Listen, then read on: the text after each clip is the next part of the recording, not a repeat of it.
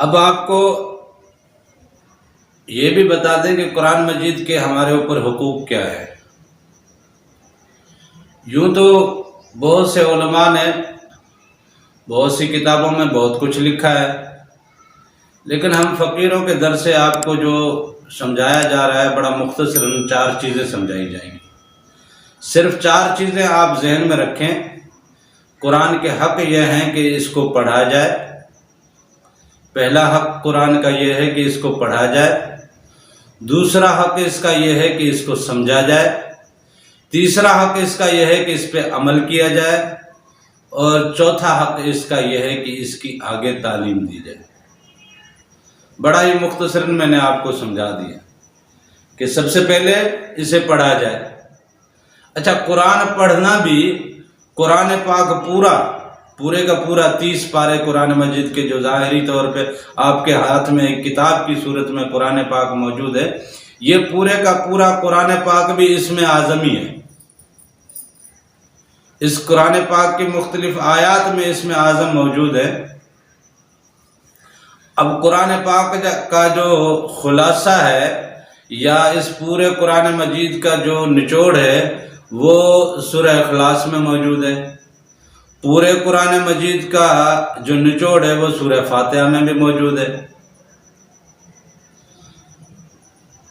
اب سورہ فاتحہ کا پورا نچوڑ بسم اللہ میں موجود ہے، اور اسی طرح سورہ اخلاص کا بھی پورا نچوڑ بسم اللہ میں موجود ہے۔ مطلب پورے قرآن کا جو نچوڑ ہے وہ بسم اللہ الرحمن الرحیم۔ شروع اللہ کے نام سے جو رحمان بھی ہے رحیم بھی ہے۔ پوری کائنات کی اسٹوری اس میں بند ہے کہ یہ رحمتی رحمت، رحمتی رحمت، رحمی رحم، رحیمی رحیمی۔ اب بتائیں، جس نے پوری کائنات کی اسٹوری کا جو لب لباب خلاصہ بیان کیا ہے وہ بسم اللہ الرحمن الرحیم، کہ یہ جو شروع ہوا ہے یہ میرے نام سے شروع ہوئی ہے کہانی، اور میں کون ہوں؟ میں رحمان بھی ہوں، میں رحیم بھی ہوں۔ اب آپ اندازہ کریں کہ وہ مالک جو اتنا بڑا رحمان بھی ہے، اتنا رحیم بھی ہے، تو آپ اس سے پتہ نہیں کیوں اتنا دور جاتے ہیں۔ اتنے مہربان رب سے دور کیسے جاتے ہیں؟ اور آپ کا دل کیسے مان لیتا ہے؟ آپ کا وجود کیسے اس سے دور چلا جاتا ہے؟ اس طرح کی بے وفائی کیسے ہو جاتی ہے؟ اب بسم اللہ کا پورا نچوڑ جو ہے وہ لفظ اللہ میں، اسم اللہ میں، نام اللہ میں، اللہ کے اس نام میں پوشیدہ ہے۔ اور شروع کہاں سے کرنا ہے؟ شروع اللہ کے نام سے کرنا ہے۔ اسی لیے ہم فقیر آپ لوگوں کو یہی درس دیتے ہیں کہ اللہ اللہ اللہ اللہ اللہ، یہاں سے شروع کریں، اپنے قلوب کو منور کریں، پھر دیکھیں آپ کے دل نماز میں لگتے ہیں نہیں لگتے، پھر دیکھیں قرآن آپ کے وجود پہ اترتا ہے نہیں اترتا، پھر دیکھیں کہ قرآن کے جلوے آپ کے وجود میں نمودار ہوتے ہیں کہ نہیں ہوتے ہیں، پھر دیکھیں قرآن کے فیوز و برکات آپ کے وجود میں سماتے ہیں کہ نہیں سماتے، پھر دیکھیں کہ آیت آیت آپ کے روح میں کیسے بسرے لگتی ہے۔ قرآن پاک پھر آپ کی زندگی کا نمونہ بنے گا، قرآن پاک آپ کی زندگی جینے کا رنگ اور ڈھنگ بنے گا۔ لیکن یہ ہے کہ شروع اللہ سے کریں، اللہ سے شروع کریں، اپنے قلوب کو منور کریں، پھر آپ دیکھیں قرآن کے فیوز و برکات، پھر دیکھیں۔ سب سے پہلے اس کو پڑھیں، سب سے پہلے اس کا حق یہ ہے کہ اس کو پڑھیں۔ اب مجھے بتائیں کتنے لوگ اس کا حق، پڑھنے کا حق کتنے لوگ عطا کریں؟ 4 حقوق ہے، 4 میں سے پہلا حق کہ اس کو پڑھا جائے۔ کتنے لوگ ہیں جو پڑھتے ہیں؟ کتنے لوگ ایسے ہیں، کتنی مائیں ایسی ہیں، کتنی بہنیں ہماری ایسی ہیں جو گھروں میں صبح اٹھتے ہی ان کی صبح کا آغاز قرآن پاک کی تلاوت سے ہوتا ہے؟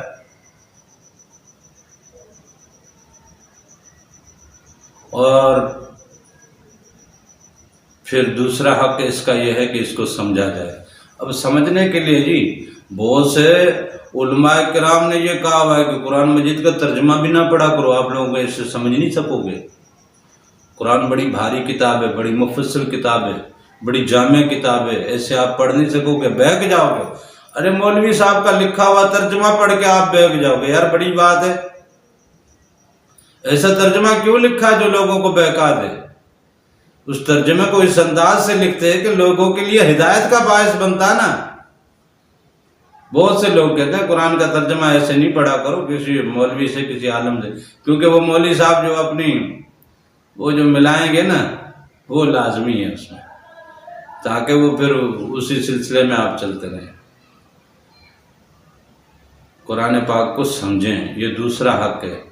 اور تیسرا حق یہ ہے کہ اس پہ عمل کریں، اس پہ عمل کریں۔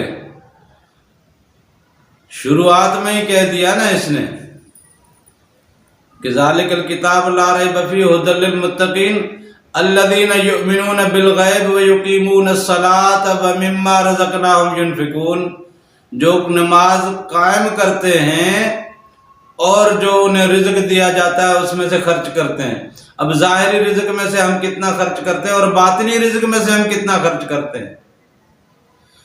وَمِمَّا رَزَقْنَاهُمْ يُنْفِقُونَ، جو انہیں رزق دیا جاتا ہے اس میں سے خرچ کرتے ہیں۔ ہم کتنا خرچ کرتے ہیں اور غیب پہ کتنا علم ہے، غیب پہ کتنا بھروسہ ہے، دیکھ لیں۔ ابتدا کی آیتوں میں یہاں آپ لوگ رک گئے، بریک لگ گیا۔ اب آگے آتے ہیں کہ یہ سب کچھ ہوگا کیسے،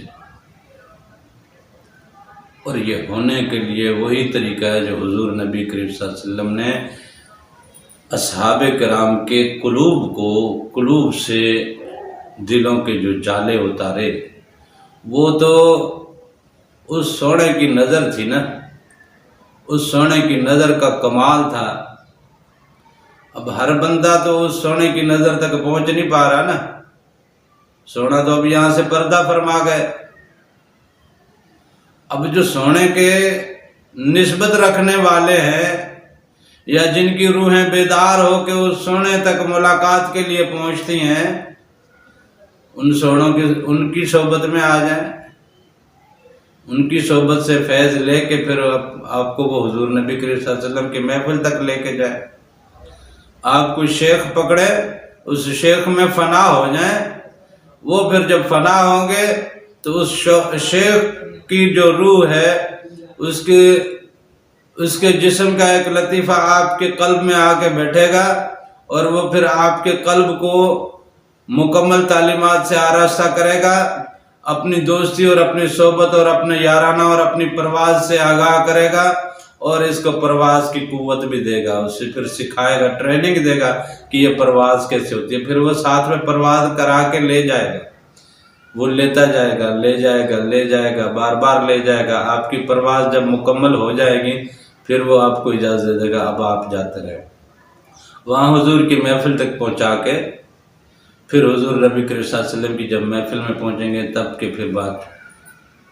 پھر وہی بات ہو جائے گی جو صحابہ کرام پہ نظر پڑتی تھی اور کام بن جاتے تھے، اور ان کے دل دھل جاتے تھے، ان کی روحیں منور ہو جاتی تھیں، ان کے سینے منور ہو جاتے تھے۔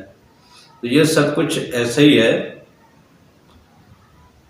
اور یہ بالکل ایسے ہی ہے، اس میں کوئی شک نہیں ہے۔ لیکن یہ ہے کہ آپ جڑیں صحیح کسی سے، آپ کسی سے جڑیں، کسی سے آپ فیض لیں، اور پھر اس فیض سے آپ اگلے فیض تک پہنچیں، پھر وہاں سے فیض لیں، پھر اگلے فیض تک پہنچیں۔ لہذا قرآن کے حقوق کو یاد رکھیں اور قرآن کے حقوق ادا کریں۔ اگر یہ قرآن کے حقوق ادا نہیں کریں گے تو قیامت کے روز یہ قرآن آپ کے خلاف گواہی دے گا کہ مالک اس نے مجھے رکھا ہوا تھا، کبھی چھوا بھی نہیں، موبائلوں میں لگا ہوا تھا، اس نے کبھی مجھے اٹھا کے پڑھائی نہیں، کبھی اٹھا کے مجھے کپڑوں میں لپیٹا ہوا تھا، کپڑوں کی گرد بھی اس نے صاف نہیں کی، مجھے اس نے چھوا ہی نہیں، یہ کسی اور کام میں لگا ہوا تھا۔ مالک پاک میں تو ترستا تھا میں ترستا تھا، روز ترستا تھا۔ یہ دوستوں سے گفتگو کرتا، یہ رشتہ داروں سے گفتگو کرتا، بیوی بچوں سے گفتگو کرتا، یہ اپنے گھر والوں سے گفتگو کرتا، یہ اپنے یاروں دوستوں سے گفتگو کرتا، یہ باہر کچھ کام سے چلا جاتا، باہر کی دنیا جہان کے کام میں سارا دن لگا دیتا۔ مالک پاک میں انتظار میں رہتا، میں دیکھتا رہتا، اور یہ میں آس لگا کے رکھتا، کاش کہ یہ مجھے اٹھا لے، شاید ابھی مجھے اٹھا لے، شاید ابھی مجھے اٹھا لے۔ وضو کرنے جاتا تھا، میں سوچتا تھا یہ ابھی وضو کر کے مجھے، ہاتھ منہ دھونے بھی جاتا تھا تو میں سمجھتا تھا یہ ابھی وضو کرے گا اور پھر آ کے مجھے اٹھائے گا۔ مالک پاک میں تو، اس نے ساری زندگی مجھے ترسایا ہے، اس نے اپنی پوری زندگی میں مجھے تڑپایا ہے۔ جب قرآن مجید وہاں جا کے یہ گواہی دے تو آپ سوچ لو آپ کے لیے کیا بچے گا۔ سوچنے کا مقام ہے، سوچیں ذرا سوچیں۔